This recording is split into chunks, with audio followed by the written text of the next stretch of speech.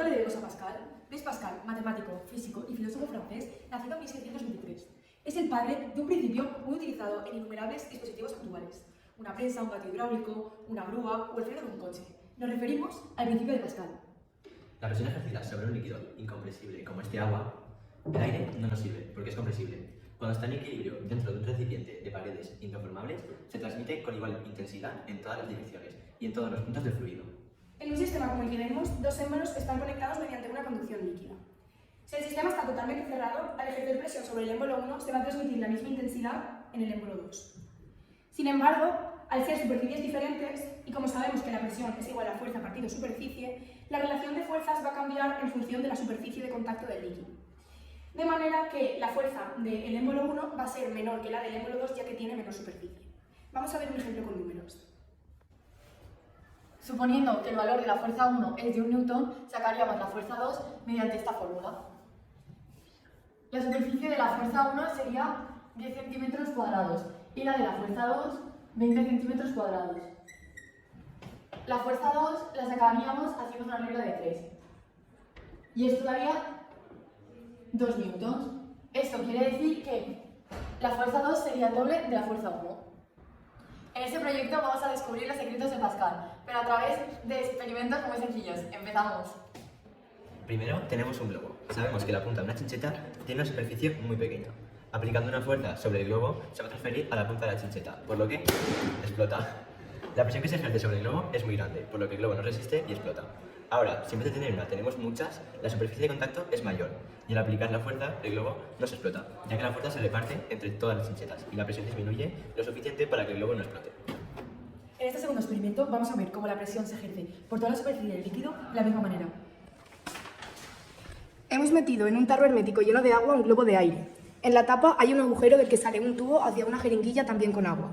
Al introducir esta dentro del tarro, ejerce presión sobre el globo y se reparte de igual manera en la superficie del globo, haciendo que el aire de dentro se comprima y se forme una esfera perfecta. Otra experiencia sencilla que podemos hacer para comprenderlo mejor es la del tubo de ensayo que sube y baja. Vamos a verlo. Llenamos un tubo de ensayo con agua con colorante, dejando un tercio del volumen sin llenar. Lo introducimos en una botella llena completamente de agua y vemos que el tubo queda en la parte de arriba. Al aplicar una fuerza en cualquier lado de la botella, la presión se reparte entre todo el agua de esta.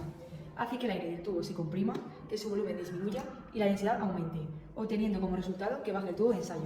Si dejamos de hacer presión, vuelve a subir. Primero de todo, tenemos que saber que la fórmula de la presión es la fuerza partida de la superficie. Tenemos dos jeringuillas, la A y la B.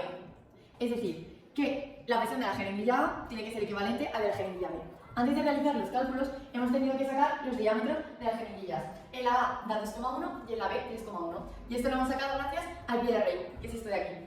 También, para sacar la fórmula, hemos tenido que sacar las áreas mediante la fórmula del círculo. En la opción A da 3,463 y en la B 7,54. Ahora ya podemos empezar con los cálculos matemáticos. Hemos puesto un peso de 1 kilo en la jeringuilla A y tenemos que sacar qué peso levantaría en la jeringuilla B. Lo hemos sacado con esta fórmula que es una regla de 3. Hemos puesto 9,81 en la fuerza de la, ya que hay que sacar el peso, y el peso, 1 kilo, da 9,81 newtons. Rellenando los datos, nos ha dado que la fuerza de la jeringuilla B es 21,35 newtons. Ahora pasamos a las partes prácticas. Hemos repetido el experimento cambiando el peso en la jeringuilla A varias veces para calcular cómo varía la fuerza en la jeringuilla B. Y lo hemos representado en unas gráficas observando que crecen de manera directamente proporcional. Ahora que tenemos claro en qué consiste el principio de Pascal, vamos a ver algunas aplicaciones prácticas que lo usan en su funcionamiento. Aquí tenemos un gato hidráulico hecho con material reciclado. Tenemos un émbolo más grande que el situado en la palanca para conseguir una mejora en la fuerza. Hemos colocado dos válvulas direccionales y otra de cierre para controlar el sentido del líquido, tal y como se muestra en las flechas. Con poco esfuerzo que hagamos en la palanca, podemos llegar a levantar cargas pesadas.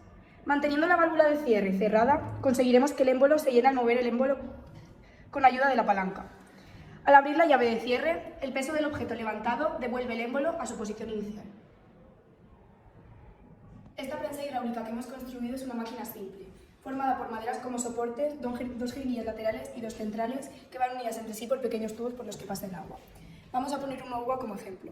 Cuando ejercemos presión sobre las jeringuillas laterales, el agua pasa hacia los tubos hasta bajar la madera. Así aplastamos el objeto. Este es el resultado. Podríamos haber elegido estas dos jeringuillas más pequeñas, por lo que hubiera bajado con más fuerza pero menos recorrido. Las hemos elegido del mismo tamaño para que baje más distancia, aunque sea con menos potencia. Tenemos dos ruedas que giran con una polea impulsadas por un motor. Por otra parte, tenemos una estructura de madera conectada con 3 jeringuillas y tubos a un freno del coche. Al hacer presión sobre la palanca, se transmite la presión de la jeringuilla del pedal directamente a las de freno, que se aplican fuerza sobre la rueda y esto hace que las frene. Si soltamos el pedal, las jeringuillas se separan y las ruedas vuelven a girar.